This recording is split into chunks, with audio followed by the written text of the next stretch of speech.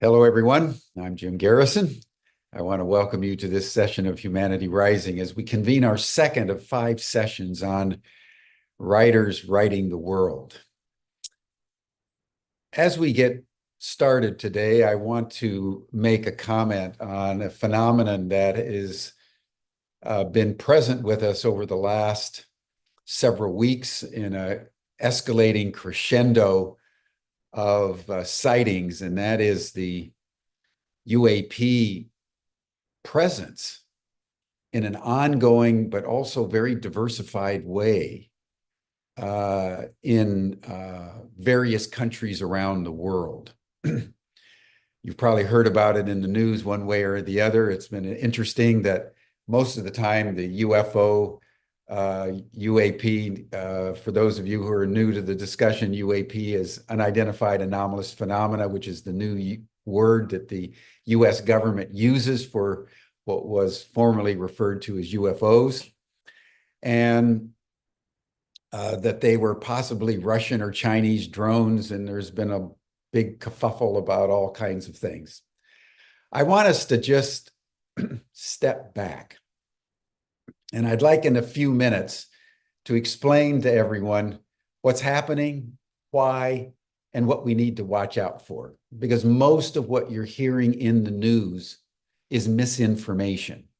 And it's very important that we understand both the reality and the spin. What happened immediately before the sightings of the UAP, particularly in East Anglia in Great Britain over US military bases, Mildenhall, Lakenheath, etc., which are the sites also of US nuclear weapons, is that President Biden, in what can only be called an act of desperation, since the Ukrainians are very dramatically now losing the war in Ukraine against the Russians, Joe Biden did something that was more dangerous and more escalatory toward nuclear war than possibly anything that's been done since the ignition of the first nuclear device in 1945, with the exception of when the Soviets put nuclear missiles in Cuba. What President Biden authorized was for US, British, and French military personnel operating in Ukraine to target and guide and deploy US, British, and French short-range missiles, the ATACMS from the United States, the Storm Shadows from Britain, into Russia. This is the first time the United States has engaged in an overt act of war against Russia or against any superpower that has been a red line since 1945. Even during the height of the Cold War, Russia, the United States, and even China, as it was emerging into superpower status, had an agreement that they would not engage in acts of war with each other, and they would not provide their proxy states with the weapons capable of hitting the other superpower. Joe Biden not only gave the Ukrainians the capacity to do that, but a month ago sent US military personnel. This caused a reaction on the part of the Russians, understandably. President Putin made a major speech where he says that this is an irrational escalation of tensions toward nuclear war. And a few days later, out of the blue, the Russians shot a hypersonic missile to Ukraine that completely demolished the Umash military facility outside of Dnipro, south central Ukraine, if you know the map, and radically changed the strategic framework of war. That missile was traveling at 10 times the speed of sound, Mach 10. That's over a mile a second. There is nothing in the US or NATO arsenal that can even track it, let alone shoot it down. Secondly, the Oreshnik missile has 18 warheads, each one of which is independently targeted, and each one of which, even though it's traveling at more than a mile a second, can maneuver itself and hit the target. That shocked the United States because they have nothing like that. And it was like the Sputnik moment back in 1957, when the United States thought it was dominating space, and then all of a sudden the Russians shot the Sputnik satellite into space and was the first country to put a satellite out into space and into orbit. That was called the Sputnik moment. According to the Bulletin of Atomic Scientists, we are now closer to nuclear war than at any time, including the Cuban Missile Crisis. The Biden administration has brought the world to within 90 seconds to midnight. And all of a sudden, all these UAP start to appear over military bases, over the eastern seaboard of the United States, over Washington, D.C., over one of President Trump's golf courses, in Europe, in India, in China, in Brazil.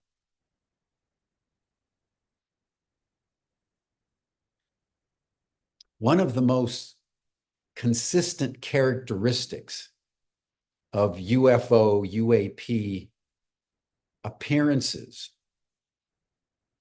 which is very important for all of us to take in, is that the modern phenomenon of the UFOs started the day the United States ignited the first nuclear device near Alamogordo, New Mexico on July 16, 1945.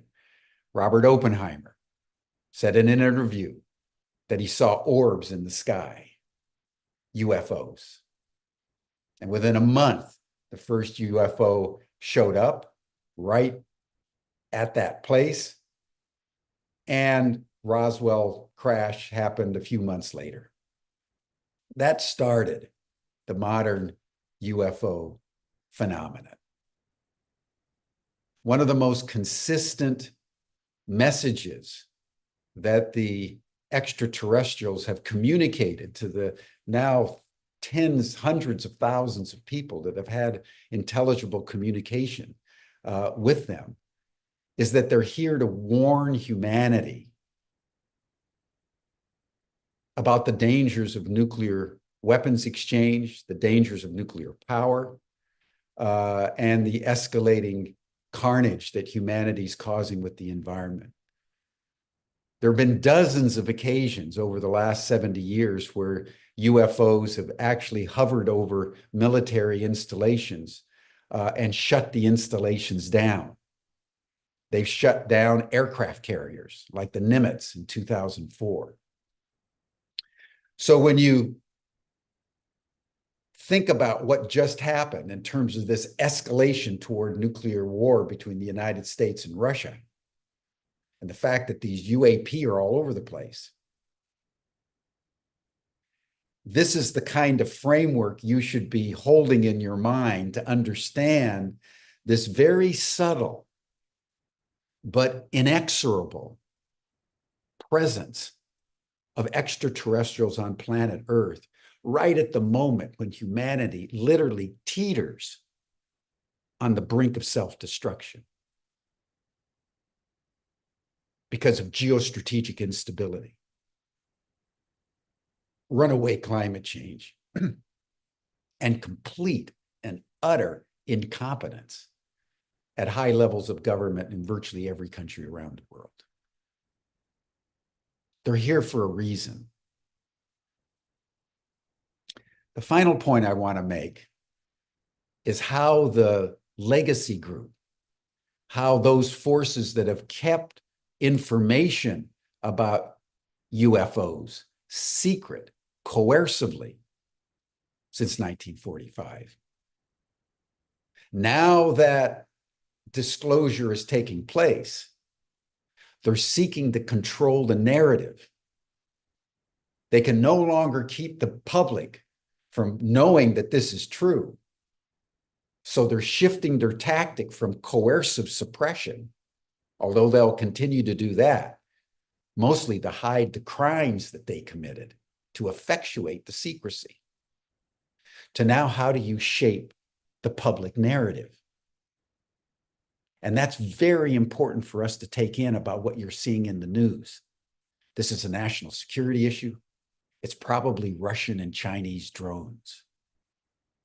Be afraid. We need weapons. This is a threat. When the reality is the reverse. They aren't Russian or Chinese drones. That's for sure. What is for sure is that for the last 80 years, they've been warning us about our nuclear weapons in an open-hearted way to wake humanity up to our moral and historic responsibilities, to transform our relationships with each other and our relationship with the planetary ecology such that we can live sustainably and regeneratively and abundantly. So as we listen to the news, as we take in that this is like happening around planet Earth, let us be aware of why it's happening and what the spin is by the governing political class to keep us from understanding the true reality of what we're actually experiencing. So thank you, everyone. Welcome to Humanity Rising, as we seek to make ourselves aware of what's going on and to enable us to navigate through all of these complexities. I want to now turn to our subject at hand, which is writers seeking to right the world. I introduced Jennifer Browdy yesterday. She's a publisher and is an avid reader in a world in which reading is an endangered species. And she has gathered 5 stellar authors, all women, as it turns out, this week as we close out our year, and then we'll take a break for the holidays and resume back on January 6th. But we thought it'd be a wonderful thing to celebrate the holidays with some great writers writing on noble themes that can transform human consciousness. So Jennifer, thank you for everything you did to put this program together, and I turn the session over to you. All right. Thank you, Jim. That was a bracing wake-up call for this morning. Call to pay attention. And I appreciate your pointing to the power of story and narrative. And that above all is why I continue to think that writing to right the world makes a difference. It's kind of maybe it's under the radar of all these big geopolitical events that you've been talking about. But when we write, we communicate heart to heart with other people, and we can really make that connection in ways that will ripple out beyond our understanding. So to me, the word is my weapon. It's a peaceful weapon. I'm a peaceful warrior. And I'm so glad to be able to convene this 5-day gathering. Today's guest is Nina Simons, who is the founder and Chief Relationship Officer at Bioneers. And we'll be posting some links and information about Bioneers in the chat. If you're not familiar with Bioneers, you should be. Nina also founded and leads the Every Woman's Leadership program at Bioneers. And she publishes a new Leading from the Feminine newsletter that I recommend to you. And again, we'll be posting the links with her co-author, Annika Campbell. Nina co-edited Moonrise, The Power of Women Leading from the Heart, a few years ago. And then more recently, she wrote Nature, Culture, and the Sacred, A Woman Listens for Leadership, which she published with Greenfire Press, and which is now in a second edition with wonderful discussion guides and practices added. So it's both theory and practice. It's kind of a workbook on what Nina calls full spectrum leadership. And so we'll be digging into Nina does a lot, and we'll be trying to cover as much as we can in our time today. And we'll welcome your questions. So Nina, do you want to come on camera? There she is. Okay. And hey, Jennifer. yeah, welcome. Thank you. So I wonder if perhaps as an antidote to thinking about nuclear war, which is where Jim left immediately, you could maybe just take us into an introduction to sacred activism to start off, and what that means to you and how you practice it. Sure. Such a good question. Well, I think in order to get there, I need to mention that when I first became aware of how gender was affecting my life, I realized it through a multidimensional lens. So I saw not only how I had all kinds of self-limiting beliefs, but also how I saw the world as being imbalanced in terms of the yin and the yang, or the masculine and the feminine.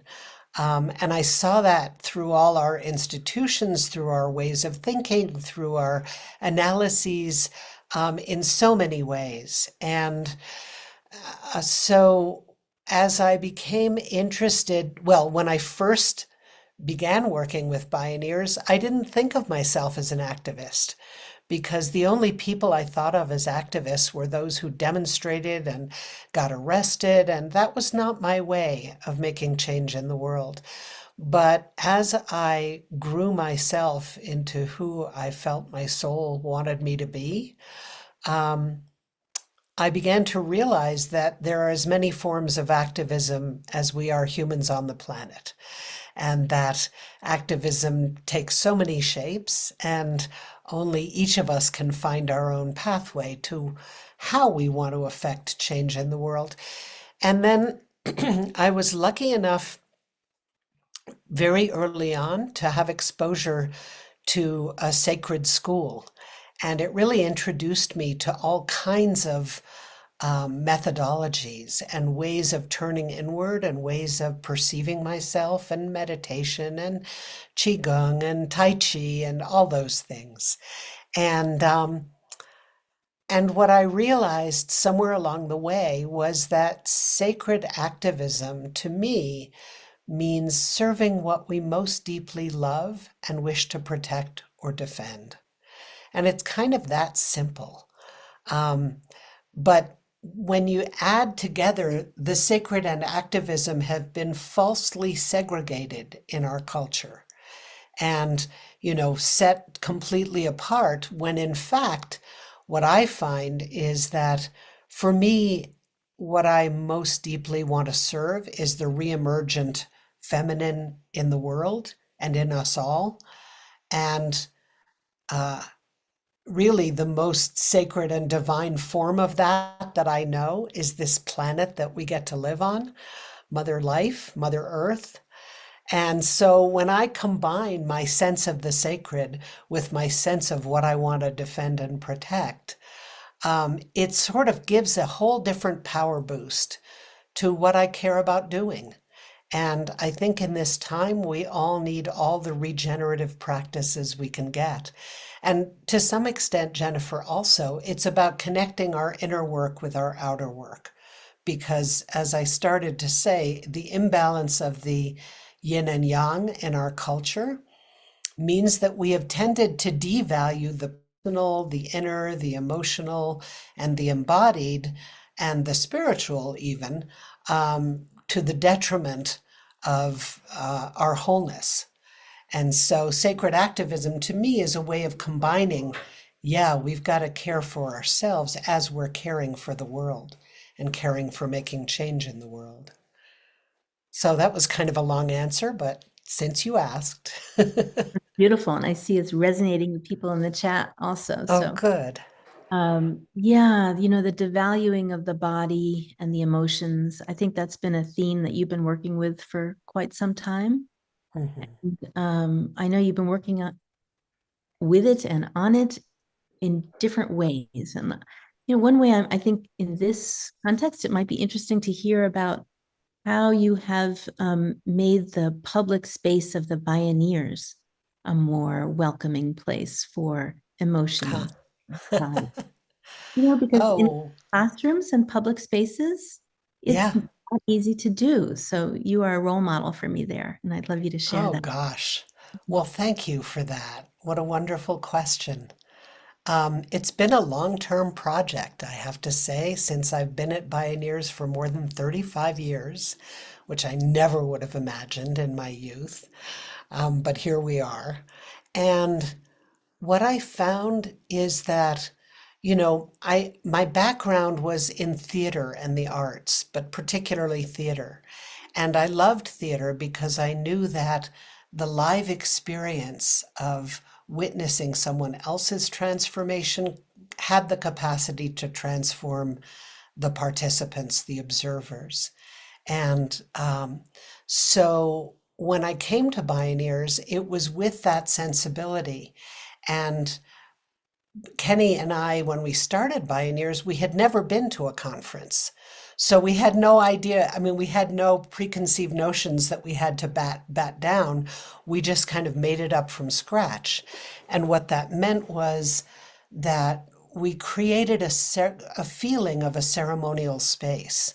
And we did that partly by decorating the stage with beautiful artwork and by inviting drummers to drum while people are coming in, and by interspersing the talks with performances. And in recent years, we've been able to add all kinds of interactive sessions, which you've led, Jennifer. And we also have grief rituals at Bioneers. And it's a very unusual space in that it's so multicultural and so multi-generational all at once. It's sort of multi-everything. It's the most pluralistic space I've ever been at in a conference. And it winds up feeling sort of more like a festival than a conference. I don't know. It's a convening. We've never found quite the right word for it, but it is amazing. And it's very uplifting and very profound. And we really invite people to show up with their whole selves and not just to experience it in their minds. And I think, it seems to be working because here we are 35 years later. Yeah, Absolutely. I mean, I have been to many conferences, and there's nothing yeah. like the Pioneers. And I think it's sort of the antithesis of, let's say, a COP XYZ, conference where it's all so Yeah, mental yeah, and the bodies are, just an afterthought in the room. yeah, And I think that is a masculine feminine model issue, and so yeah. showing up with your whole self is showing up with your both sides of your brain and your body, your mind, spirit, heart. And that's what's so beautifully invited at the Bioneers. Yeah, the other thing that I would mention is that Bioneers has always been a revolution from the heart of nature. It's always been about nature-based solutions, and it has a huge indigeneity component and program at its center.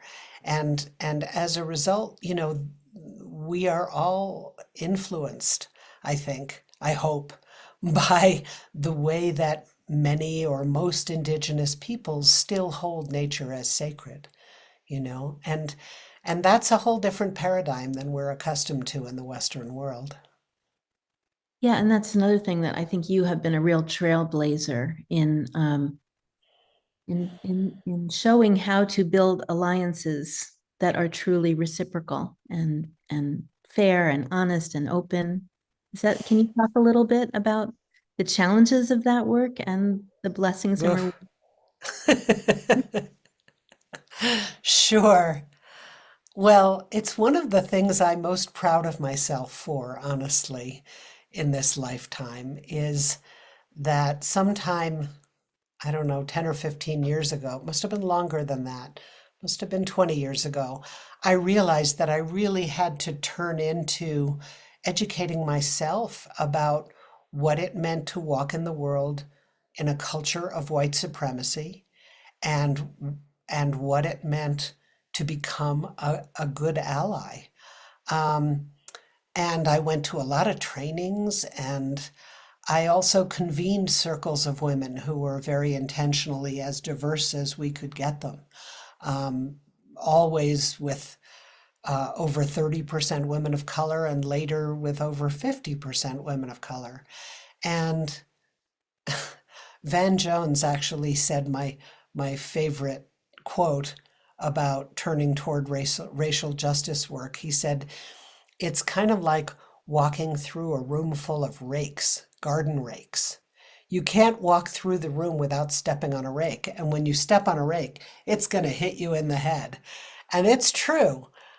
So it's not without its bumps and bruises. And I've had some pretty painful ones. And I'm even in one right now. So the learning goes on and on and on. But also, I'm so fulfilled by the friendships and the relationships that I have, and by how it's deepened my understanding of other people's worlds, and my capacity to really show up in a true partnership. And as you said, with reciprocity. So, I mean, there are huge, huge benefits. And, the garden rake thing, I mean, I see it as, I don't think anything really great happens without a few bumps and bruises. And I think we would all do well to realize that we're just not as fragile as we think. And so for me, that's been a great challenge and joy in my world. Yeah. Yeah, I mean, so Bioneers over the last 35 years has been through this intense period of cancel culture. Right. And this and which it's kind of paradoxical that we have cancel culture, which is very aggressive, at the same time as a sense of fragility and risk averseness, and pulling back. Yes. Navigating those waters with a big conference that really aims to dig into the most important issues of our time is, very difficult. And props to you and Kenny for, just going back to it over and over again, because it's not easy. So in the book, Nature, Culture, and the Sacred, one of my favorite chapters is the one where there are one or two where you really unpack how you do it. You really show us how do you recover from a harm. And I'd love you to talk a little bit about that, if you would. Well, some of what I've learned is how to inoculate, how to prepare yourself when in a mixed race setting, um, to recognize that there are likely to be bumps and bruises, that we do occupy such different realities because of not only the race based structure of our society, but the class structure, you know, all of the biases that we have in our society that tend to lift some up and put others down. And so, you know, in groups, we would often suggest that we make an agreement that if one of those moments happens, that everyone has full permission to say oops or ouch. And I learned rather early on that my body often tells me before my mind does. So I notice I get this little clench in my stomach when somebody has said something, and I can feel, because I'm a tremendous empath, and I can feel that it's hurt somebody in the room, you know, and that little clench tells me, oh, we need to stop and check in, and see if we can unpack what just happened. So that's one thing. But the other big thing for me has been a deep learning that the quality and flexibility and tenure of our relationships is always a function of rupture and repair. Um, that, you know, for everyone listening, I mean, if you think about your families and you think about your friends, like almost everyone you've probably had some kind of rupture with at some point, right? And the whole key to really navigating good, strong, lasting, flexible relationships is how you repair and so one of the agreements that I find really important when entering into deep relational waters with another person is to agree that if a rupture happens between us, we'll both turn back toward each other. And, you know, the tendency in our culture is to shrink and hide and mask and turn away because many of us conflict averse. And Malidoma Somé said, conflict is relationships' way of inviting you to go deeper. And so, you know, those are some of the things that come to mind immediately. Yeah. And it Yeah, doesn't always work, by the way.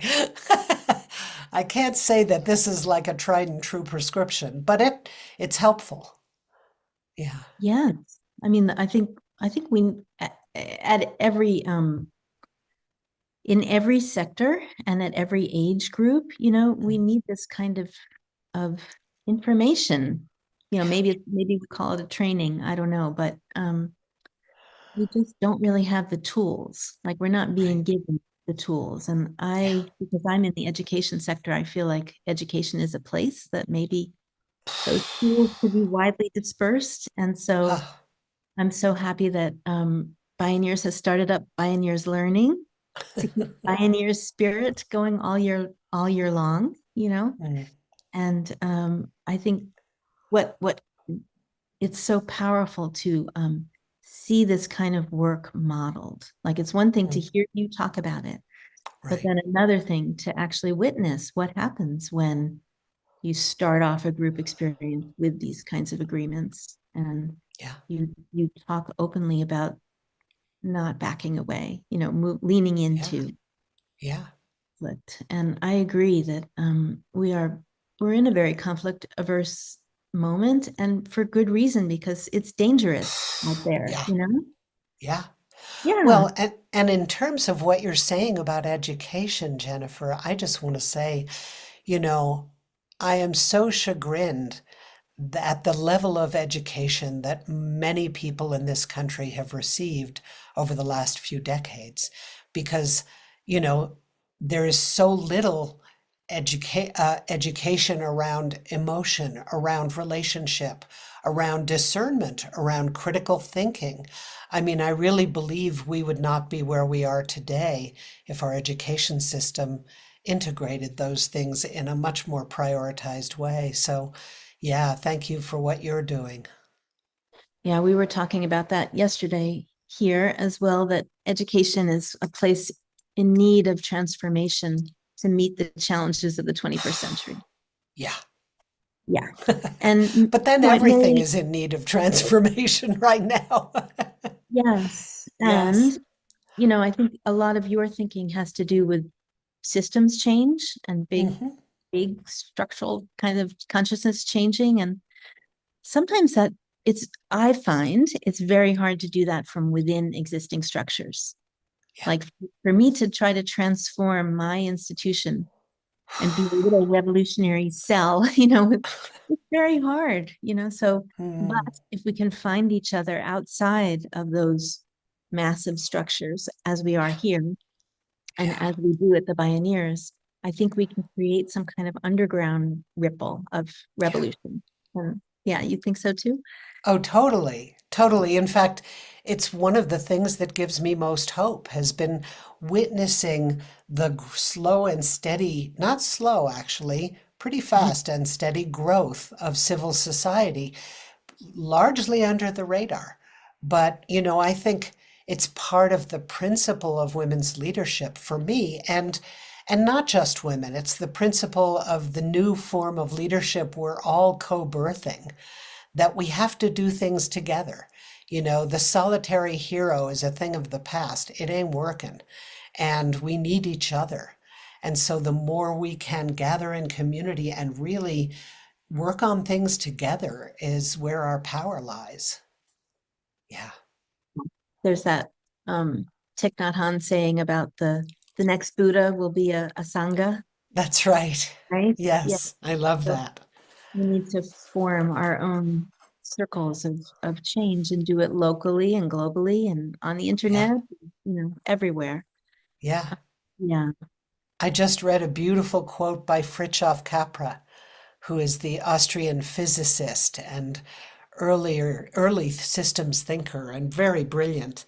And he wrote, I just picked this up yesterday, in the end, the aggressors always destroy themselves, making way for others who know how to cooperate and get along.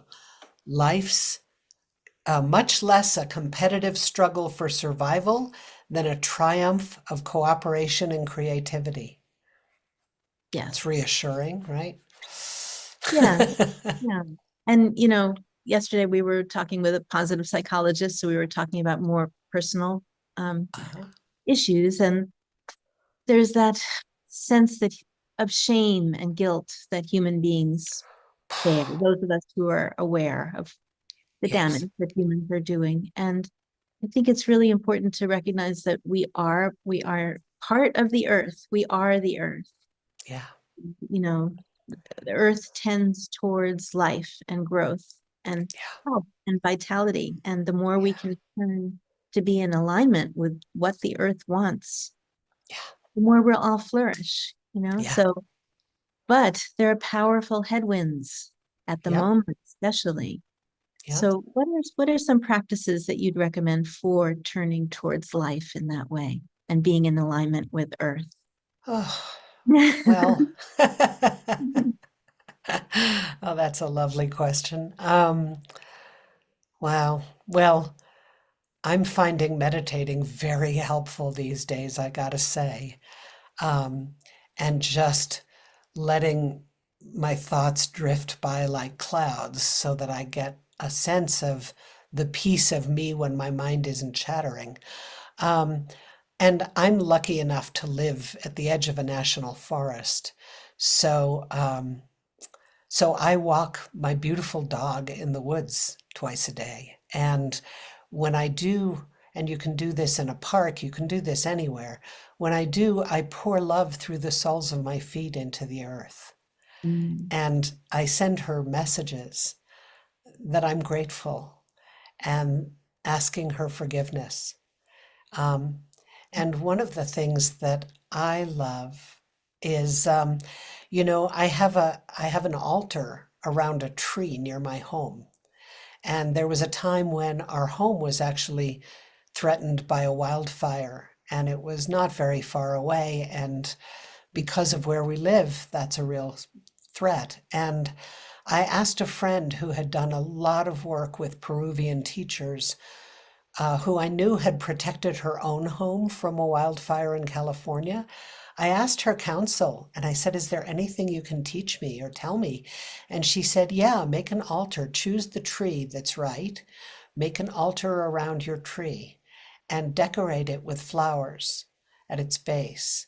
And you can use shells or stones, you know, decorate it any way you want. And then periodically go to it with water and sometimes with wine, and Mm. feed it around its base.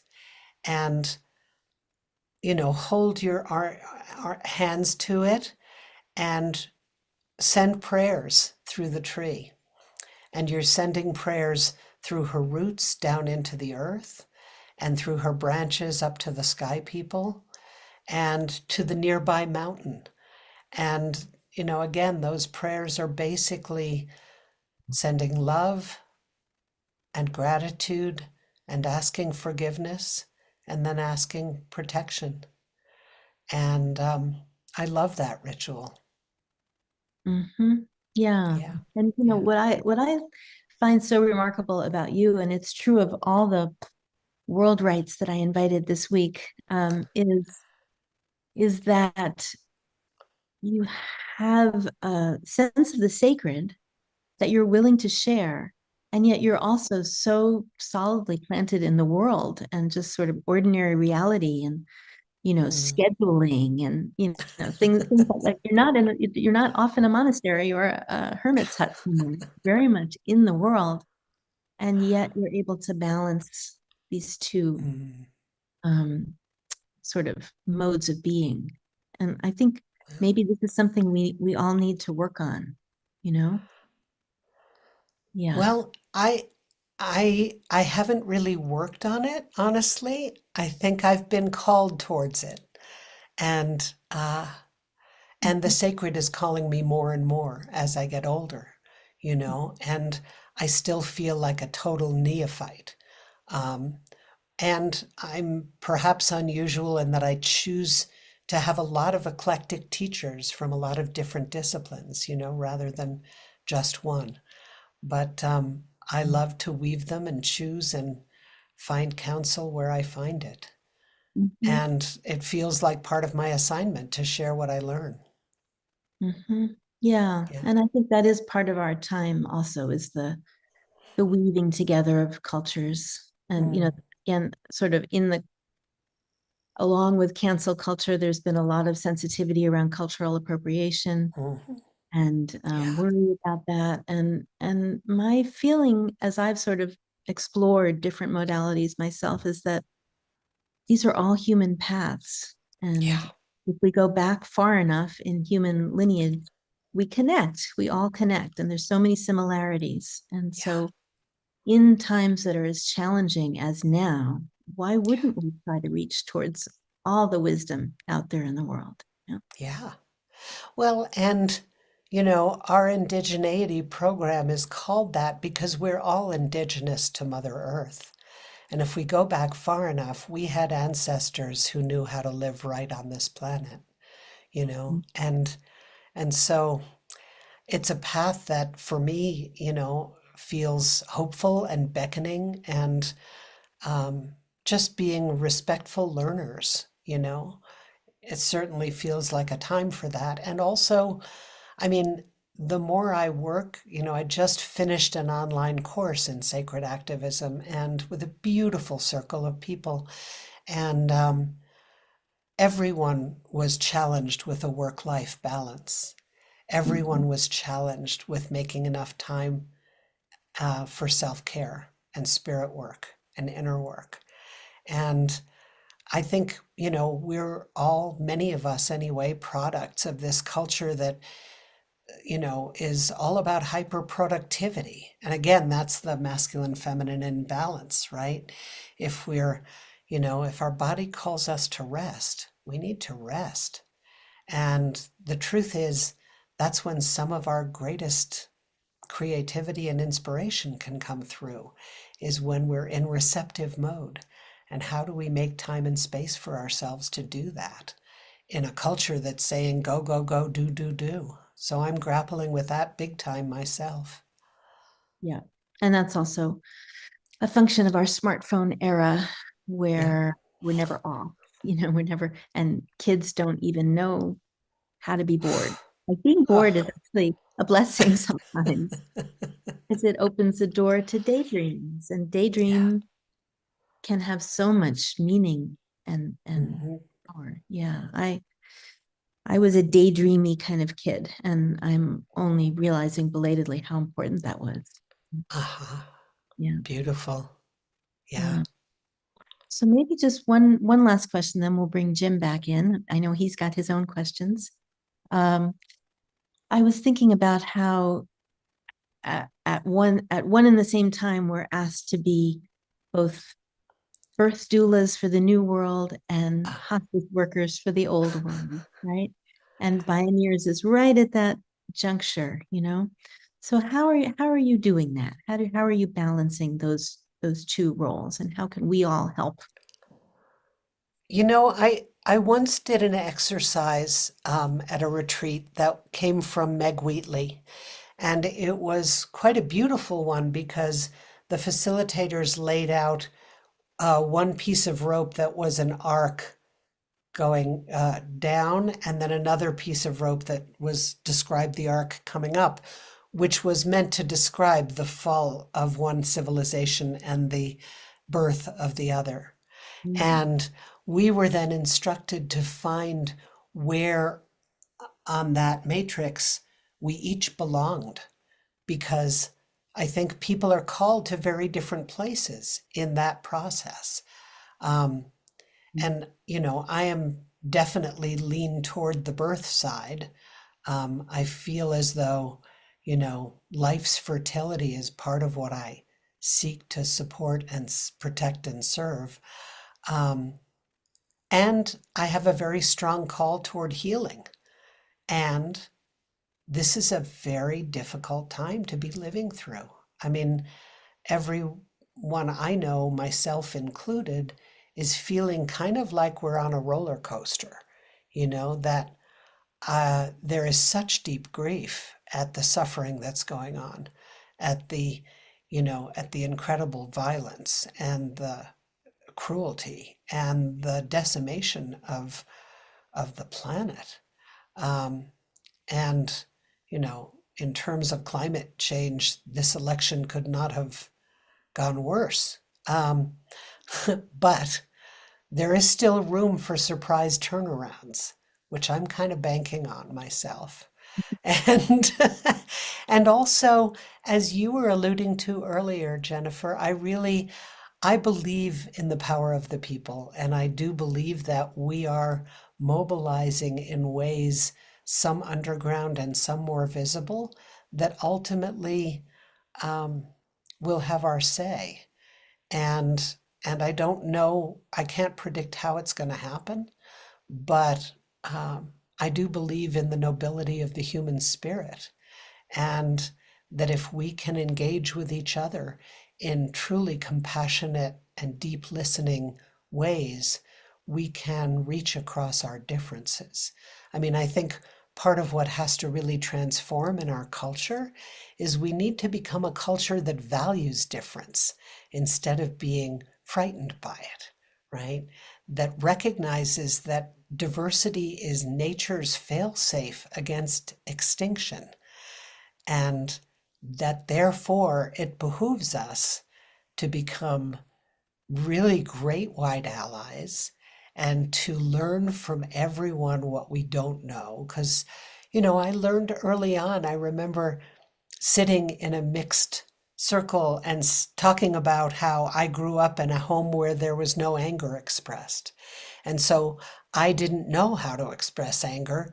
And I just felt it as this undercurrent all the time, which was awful.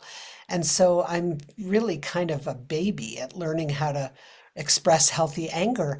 And this Black woman raised her hand and said, "Well, that's not true in my culture." And I was like, "Oh, great. I can learn from you. Fabulous."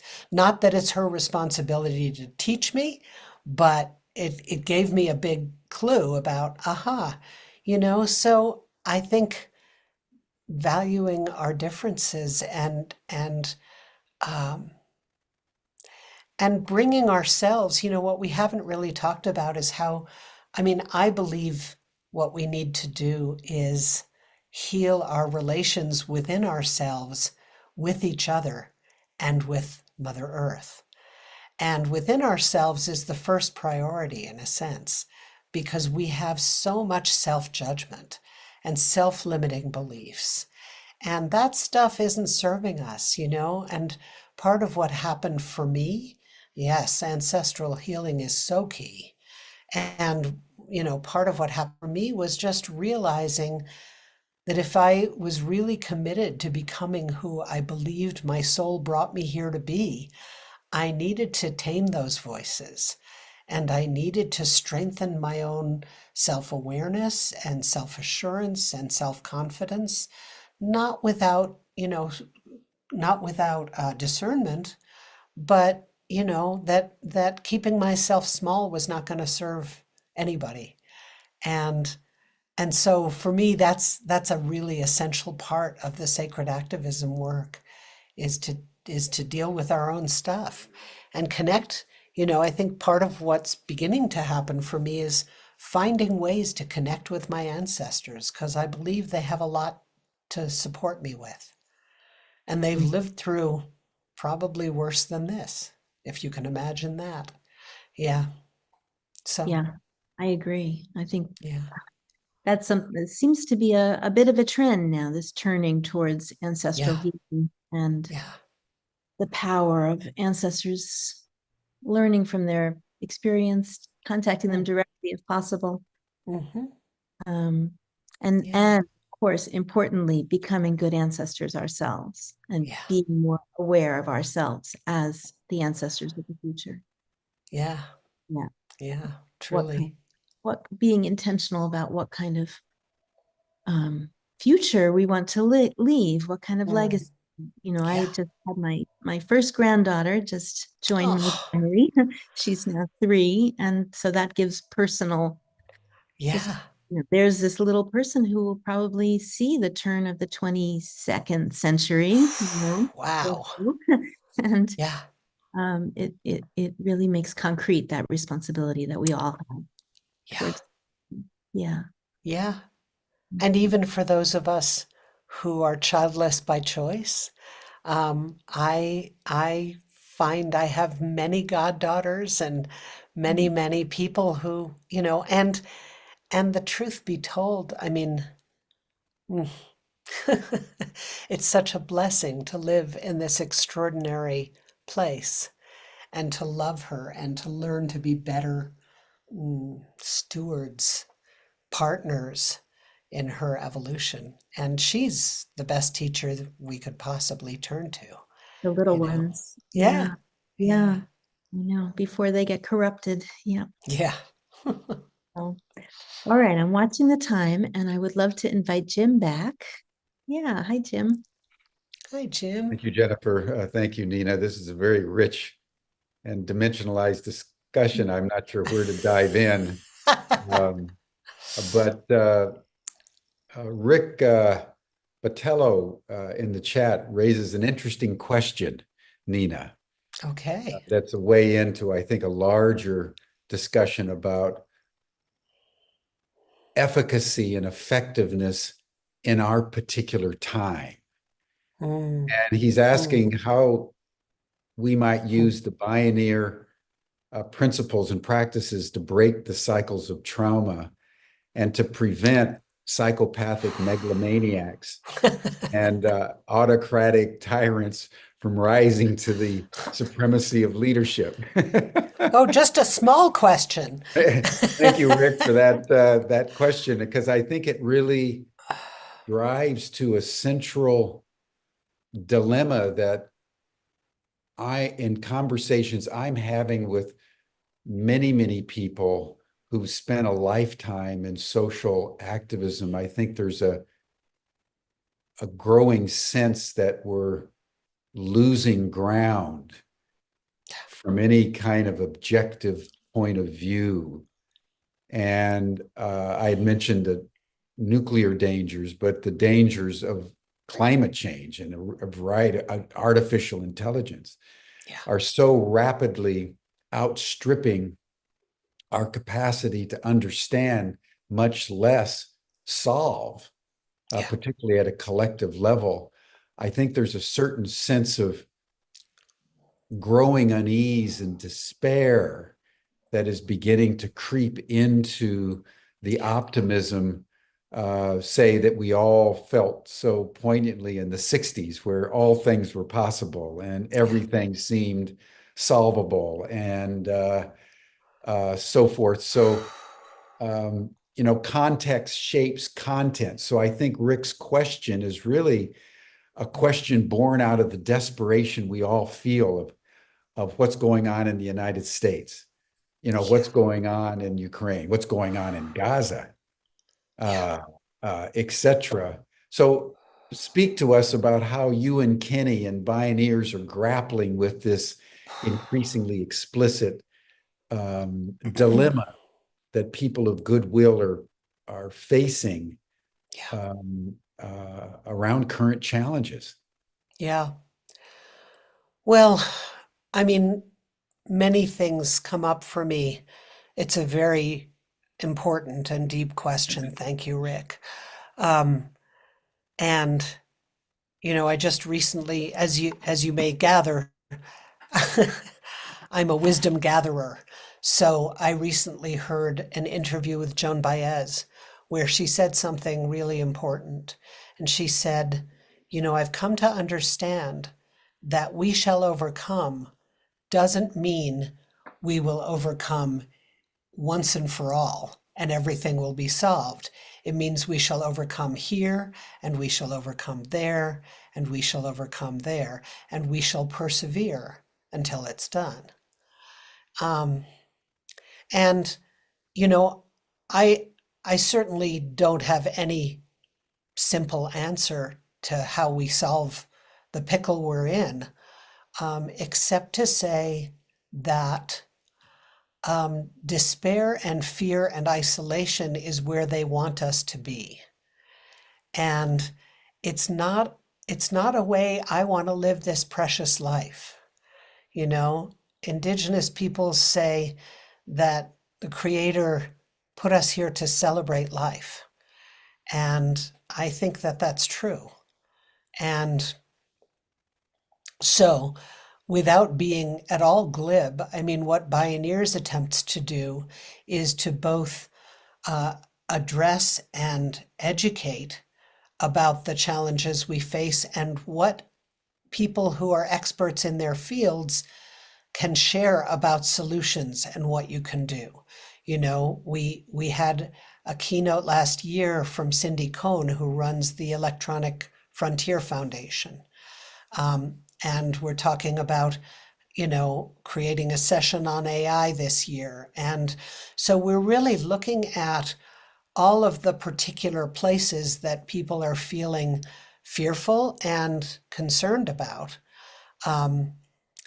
It's important to recognize in terms of climate change that our destruction of the planet, of the Earth, has caused as much carbon to go into the atmosphere as industrial civilization.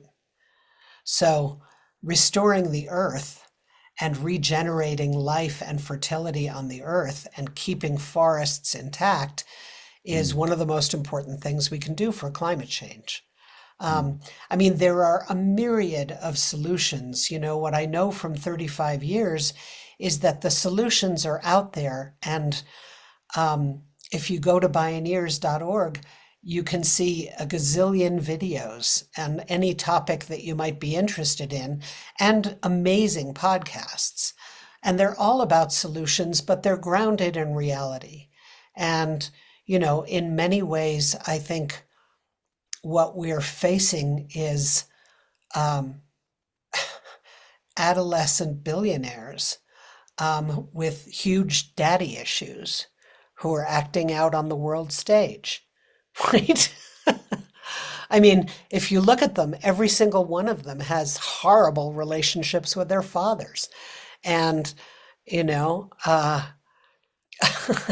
it's just, It's just horrifying. So I don't know exactly what's going to transform our governmental structure. I do know that there are a whole lot of deeply wise and profoundly experienced people working on it.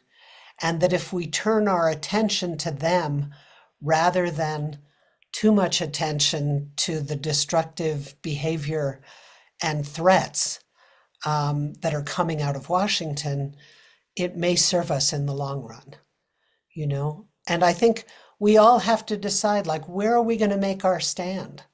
I don't know. I mean, it's interesting because some time ago, Jim, I found myself wondering as I've studied past social movements, you know, what, if anything, would I be willing to put my life on the line for? And it was a question I sat with for years.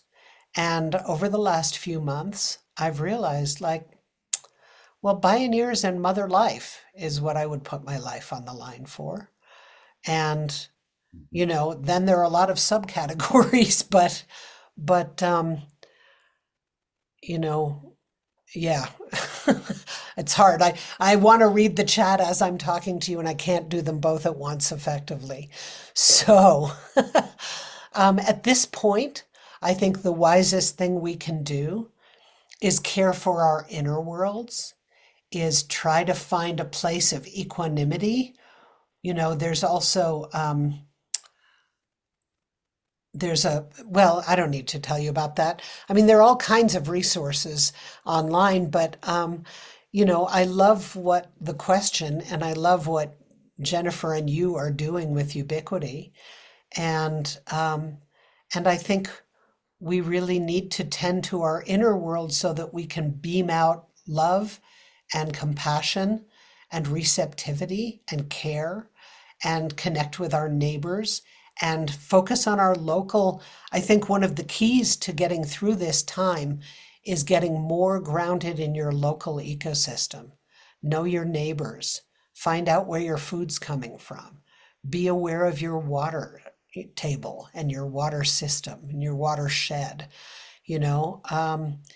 But and I think we're going to be able to make change on the local level first, and then there will be local communities that knit together. And I think finding your people so that you can feel supported in this and not try to do it alone, and also give yourself permission to express what you're feeling. Joanna Macy has a wonderful, wonderful ritual called the Truth Mandala. And it's incredible. And it's about creating, and anyone can do it. You can look it up online, you can find the instructions. And it's about creating a safe and ritual space to express what you're feeling. And it is so powerful. And I think part of our societal illness is that we don't express our feelings, and especially grief and fear and anger, you know, and we need to create safe spaces. I've often said that if we had public spaces for grief rituals, I believe we could reduce the amount of violence in the world immediately, very quickly. So that's the best way I know to answer what you're asking. And at Bioneers, you know, we're seeking, as Jennifer and I were saying, to speak to both the action, the what do we do, the literal practical stuff, and also the how do we tend to ourselves to show up better and wholer and stronger. Yeah. I think these are wise words. You know, we were talking just yesterday, Jennifer, about kindness. Mm. You know, and I think as the world spins further and further out of control at the macro level, the more we have to tend to the micro. Yes, I think it's true. And I think tending to the micro is just very important. You know, random acts of kindness, speaking to this people as you pass them in the sidewalk, you know, loving your spouse or your family just that little bit more It's amazing how one's focus of attention shifts with the changing external circumstances. And we're being thrust into the intimacy of our own heart and soul and sacred activism. It's no longer just going out there and storm the barricades. If you Right. haven't changed your heart, you may be storming the wrong barricade. Yeah. So you've got to make sure that there's an Yeah. integration of the inner and the outer at a very profound level. Yeah. And as things get more and more out of control externally, you've got to become more and more in control and in equilibrium internally, Yeah. or you don't keep up and you get caught up in the outgoing tide. So I really applaud what you're saying very much. Well, the other thing that comes up for me, Jim, is, you know, um, I do believe that we affect the world with more than our actions, right? Our energy, our presence, I mean, I think there is so much that we are learning now, partly perhaps from the UFOs, about the power of energetics.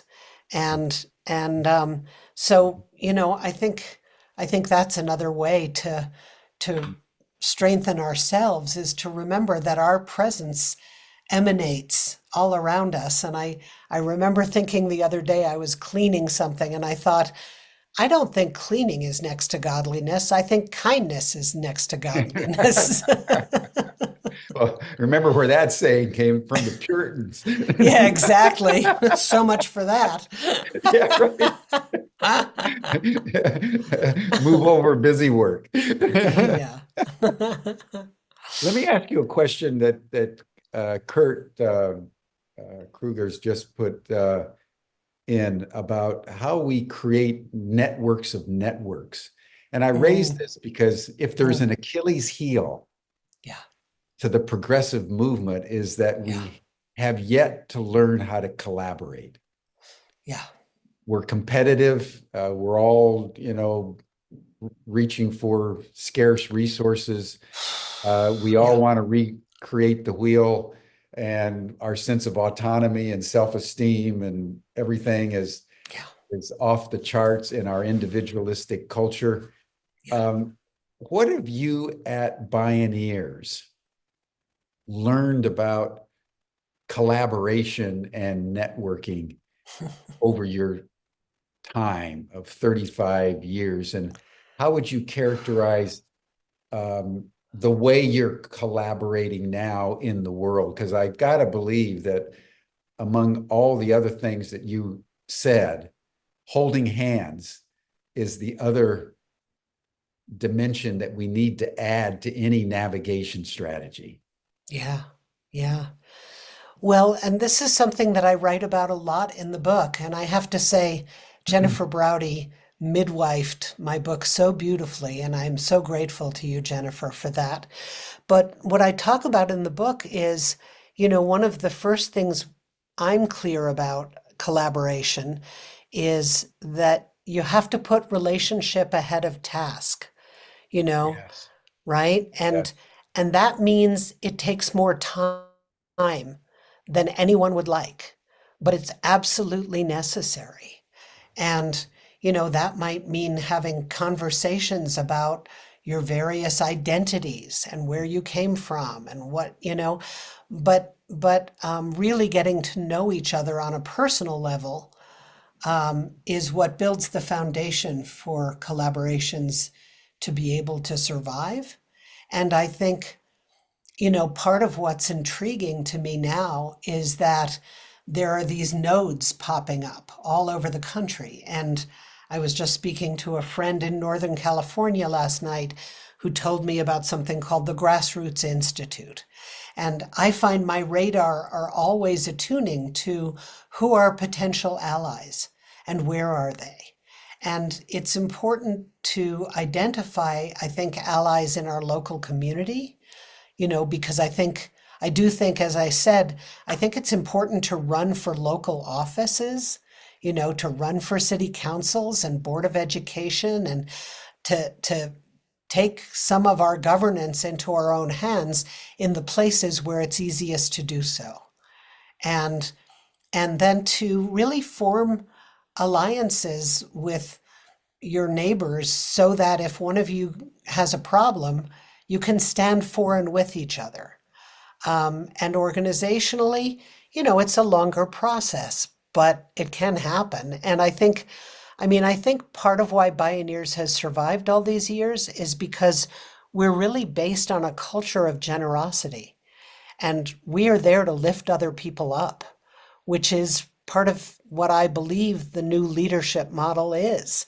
It's lifting others up. And what a joy to do that, and to be generous with it. And we give away all our media. And, it's somehow we've attracted the resources to survive, which is sort of a miracle to me, but evidence that the generosity model can work, right? Yeah, you never know where it's going to come from, but when you look back over your shoulder, what you accomplished, you always realize it showed up somehow. It's true. And I'm convinced that prayer has a lot to do with it. Totally, totally, totally. On bended knee. Listen, just a final question, Mhm. Nina, and this has been such a rich, rich presentation. I really appreciate it. Say more about what you mean by full spectrum leadership. Sure. Because you hear about transformational leadership, read about leadership from behind, managerial leadership, CEO Right, leadership right. of Attila the Hun. I mean, there's been probably more books written on different forms of leadership than probably any other topic in the last 30, 40 years. What do you mean by full spectrum leadership? Well, here's what I mean.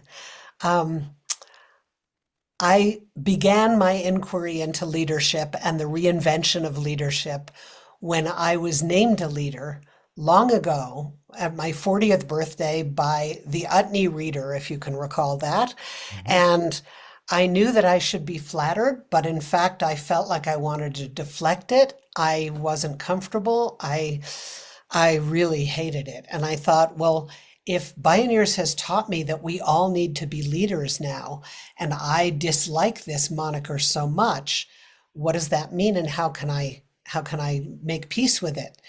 Um, so what I mean by full spectrum leadership, I learned from my early spiritual training that the holistic human system is comprised of body, heart, mind, and spirit.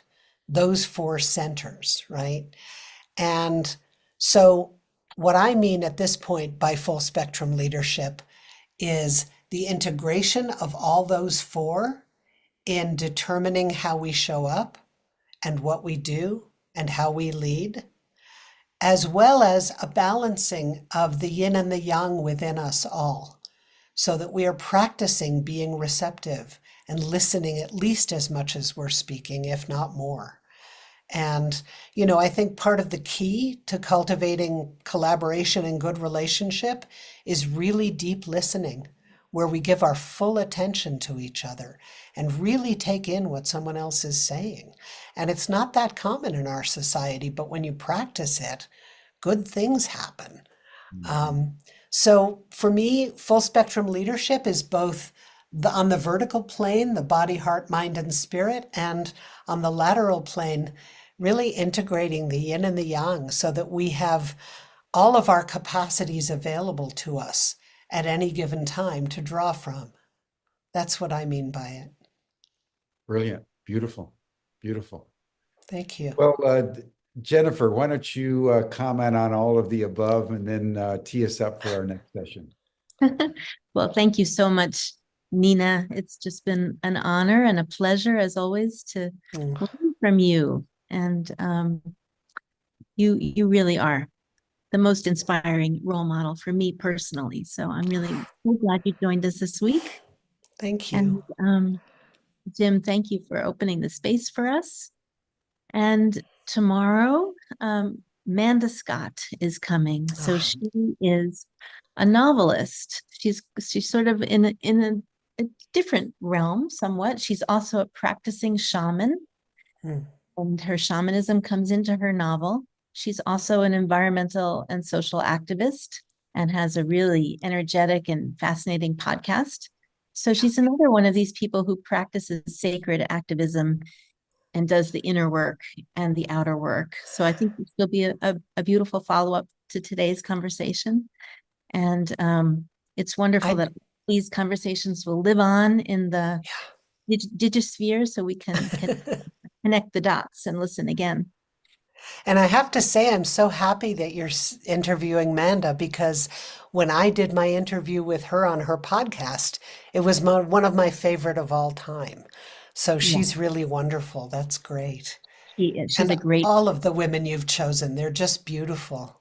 Really. Thank you, Yeah. Jennifer. Well, Bioneers people, this is our tribe, right? Can we put up the slide with all the ways to reach me, or did you put it in the chat? I put the link in the chat. Oh, okay. I wasn't able Great. to upload a file, but we can also make it available on. People in the chat have it. And Yeah. Okay, great. Great. thank you Thank both you. for this session. I just make a comment or two as we close. The first is I want to really recommend to everybody Bioneers. Oh. You know, Bioneers has been one of those experiments, I would say, that have characterized the best of our times. Mm. Because in a world where much is dying and much is being born, the capacity to be insatiably curious Mm. and experimental, in my experience, is a guarantor for durability. Mm. I think the way that the Bioneers has consistently reinvented itself. And if you think of the last 35 years, everybody, we've been through some pretty epic changes. And it's not so easy to keep up, let alone point the way forward. And I think Bioneers is one of the few organizations that has really done that. Just take a contrast. Mm. Think of Davos, right?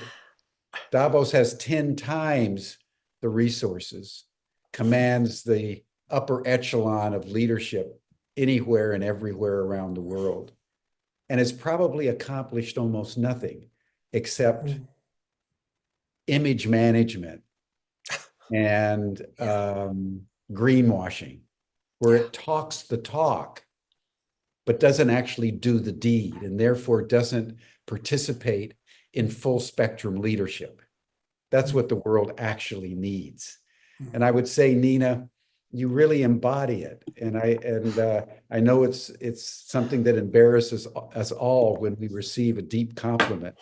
But I just want to acknowledge you as a woman, as a leader, as an elder, and as a guide of our time, because you've really embodied the kind of not only leadership, but I would say the humility that is characteristic of all true leaders.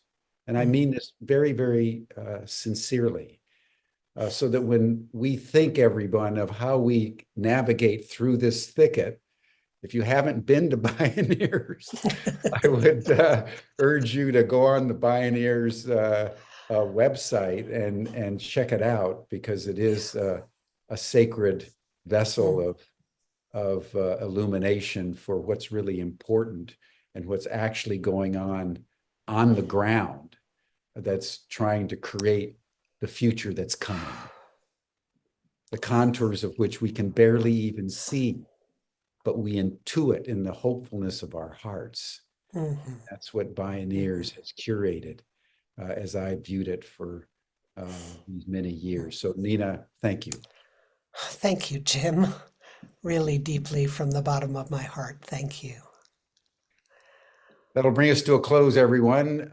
You can join the after chat. You'll see the link in the chat box.